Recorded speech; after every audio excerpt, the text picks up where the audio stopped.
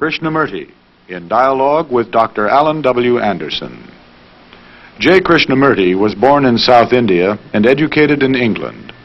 For the past 40 years, he has been speaking in the United States, Europe, India, Australia, and other parts of the world. From the outset of his life's work, he repudiated all connections with organized religions and ideologies and said that his only concern was to set men absolutely, unconditionally free. He is the author of many books, among them The Awakening of Intelligence, The Urgency of Change, Freedom from the Known, and The Flight of the Eagle.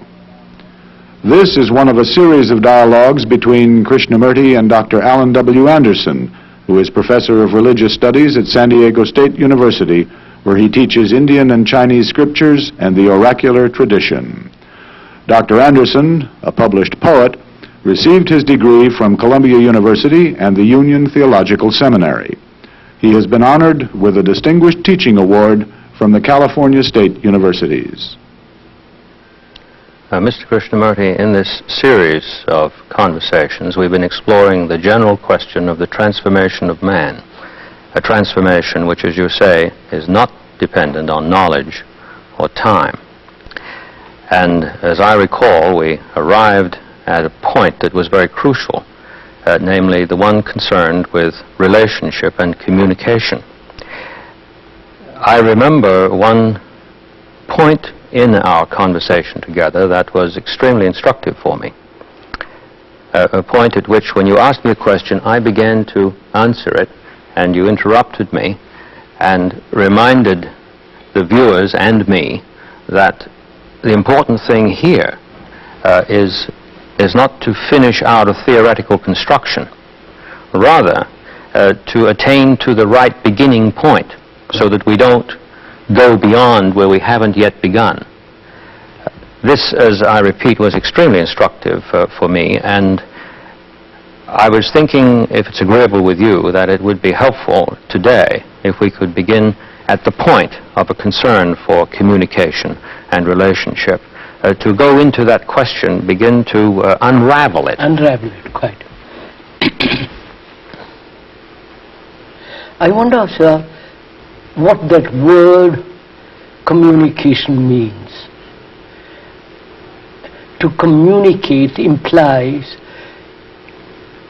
not only verbally, but also the listening,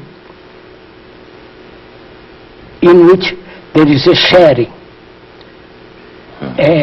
thinking together, not accepting to something that you or I say, but sharing together, thinking together, creating together. All that is involved in that word communicate. And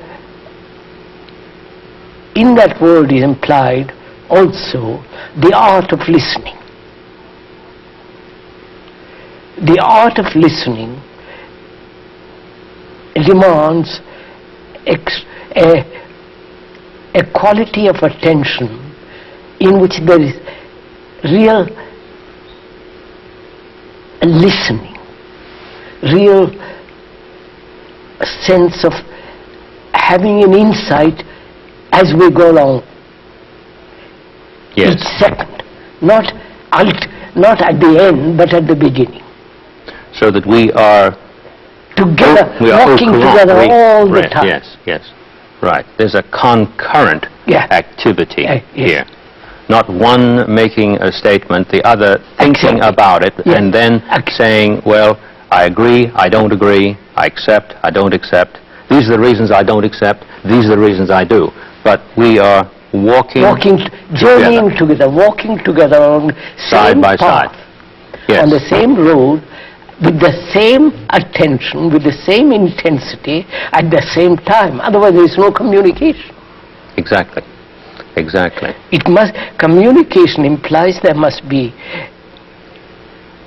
at the same level, at the same time, with the same intensity, we are walking together, we are thinking together, we are observing together, sharing together. Would you say that this requires an activity that underlies the speaking together, or does one come to the activity after one has started to speak together? No, sir. Well, we're now saying what is the art of listening, aren't we? Yes. The art of listening implies, doesn't it, that there is not only the verbal understanding between you and me, because we're both speaking English, Yes. and we know the meaning of each word, more or less, and at the same time, we are sharing the problem together, sharing the issue together. Because, as you said, it's a matter of life and death. Absolutely. That's if you and I are both serious, we are sharing the thing. So, in communication, there is not only a verbal communication, but there is a non-verbal communication, which comes into being, or which happens when one has the art of really listening to somebody, in which there is no acceptance, no denial, or comparison, or judgment, just the act of listening. I wonder whether I'm on the right track here, if I suggest that there's a relation that's very deep here between communication and what we call in English communion. Communion, yes. So that if we are in communion, our chance of communicating becomes simpler. Right. Now, to be in communion with each other,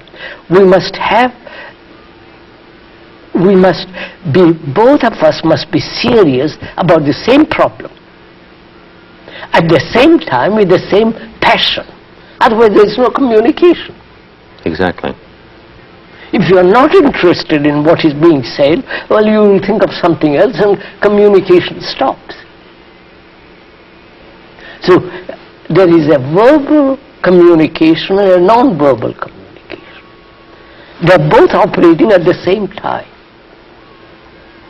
One doesn't precede the other or follow upon the other. It is, yes. Yeah. They move together. Which means that each of us, being serious, give our attention completely to the issue.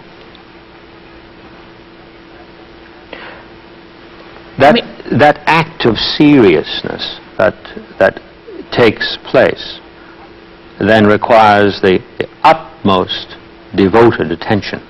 So, but Yes.